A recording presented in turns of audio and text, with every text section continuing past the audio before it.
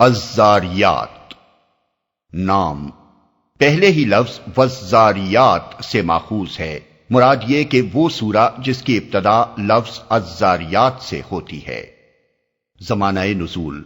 مضامین اور انداز بیان سے صاف محسوس ہوتا ہے کہ یہ سورت اس زمانے میں نازل ہوئی ہے جب نبی صلی اللہ علیہ وسلم کی دعوت کا مقابلہ تکذیب و استہزاء اور جھوٹے الزامات سے تو بڑے زور و شور کے ساتھ ہو رہا تھا، مگر ابھی ظلم و تشدد کی چکی چلنی شروع نہیں ہوئی تھی۔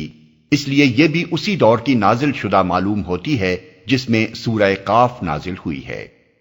موضوع اور مباحث اس کا بڑا حصہ آخرت کے موضوع پر ہے اور آخر میں توحید کی دعوت پیش کی گئی ہے۔ اس کے ساتھ لوگوں کو اس بات پر بھی متنبہ کیا گیا ہے کہ انبیاء علیہم السلام کی بات نہ ماننا اور اپنے جاہلانہ تصورات پر اصرار کرنا خود انہی قوموں کے لیے تباہ کن ثابت ہوا ہے جنہوں نے یہ روش اختیار کی ہے۔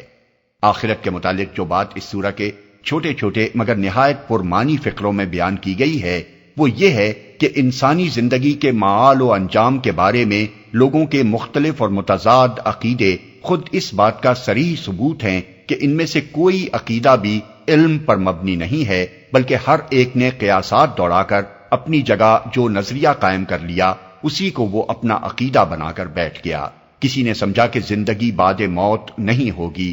کسی نے اس کو مانا تو تناسخ کی شکل میں مانا، کسی نے حیات اخروی اور جزا و سزا کو تسلیم کیا تو جزائے اعمال سے بچنے کے لیے طرح طرح کے سہارے تجویز کر لیے۔ اتنے بڑے اور اہم ترین بنیادی مسئلے پر جس کے بارے میں آدمی کی رائے غلط ہو جانا اس کی پوری زندگی کو غلط کر کے رکھ دیتا ہے اور ہمیشہ ہمیشہ کے لیے اس کے مستقبل کو برباد کر ڈالتا ہے، علم کے بغیر محض قیاسات کی بنا پر کوئی عقیدہ بنا لینا ایک تباہ کن حماقت ہے۔ اس کے معنی یہ ہے کہ آدمی ایک بہت بڑی غلط فہمی میں مبتلا رہ کر ساری عمر جاہلانہ غفلت میں گزار دے اور مرنے کے بعد اچانک ایک ایسی صورتحال سے دوچار ہو جس کے لیے اس نے قطعاً کوئی تیاری نہ کی تھی۔ ایسے مسئلے کے بارے میں صحیح رائے قائم کرنے کا بس ایک ہی راستہ ہے اور وہ یہ ہے کہ انسان کو آخرت کے متعلق جو علم خدا کی طرف سے اس کا نبی دے رہا ہے اس پر وہ سنجیدگی کے ساتھ غور کرے اور زمین و آسمان کے نظام اور خود اپنے وجود پر نگاہ ڈال کر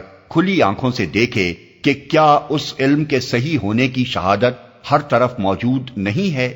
اس سلسلے میں ہوا اور بارش کے انتظام کو، زمین کی ساخت اور اس کی مخلوقات کو، انسان کے اپنے نفس کو، آسمان کی تخلیق کو اور دنیا کی تمام اشیاء کے جوڑوں کی شکل میں بنائے جانے کو آخرت کی شہادت کے طور پر پیش کیا گیا ہے، اور انسانی تاریخ سے مثالیں دے کر بتایا گیا ہے کہ سلطنت کائنات کا مزاج کس طرح ایک قانون مکافات کا مقتضی نظر آ رہا ہے۔ اس کے بعد بڑے مختصر انداز میں توحید کی دعوت دیتے ہوئے فرمایا گیا ہے کہ تمہارے خالق نے تم کو دوسروں کی بندگی کے لیے نہیں بلکہ اپنی بندگی کے لیے پیدا کیا ہے۔ وہ تمہارے بناوٹی معبودوں کی طرح نہیں ہے جو تم سے رزق لیتے ہیں اور تمہاری مدد کے بغیر جن کی خدائی نہیں چل سکتی۔ وہ ایسا معبود ہے جو سب کا رزاق ہے، کسی سے رزق لینے کا محتاج نہیں، اور جس کی خدائی خود اس کے اپنے بلبوتے پر چل رہی ہے۔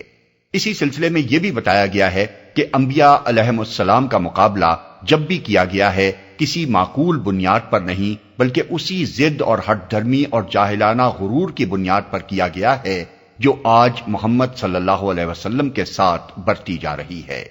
اور اس کی محرک بجز سرکشی کے اور کوئی چیز نہیں ہے۔ پھر محمد صلی اللہ علیہ وسلم کو ہدایت فرمائی گئی ہے کہ ان سرکشوں کی طرف التفات نہ کریں اور اپنی دعوت و تذکیر کا کام کیے جائیں، کیونکہ وہ ان لوگوں کے لیے چاہے نافع نہ ہو مگر ایمان لانے والوں کے لیے نافع ہے۔ رہے وہ ظالم جو اپنی سرکشی پر مصر رہیں تو ان سے پہلے اسی روش پر چلنے والے اپنے حصے کا عذاب پا چکے ہیں اور ان کے حصے کا عذاب تیار ہے۔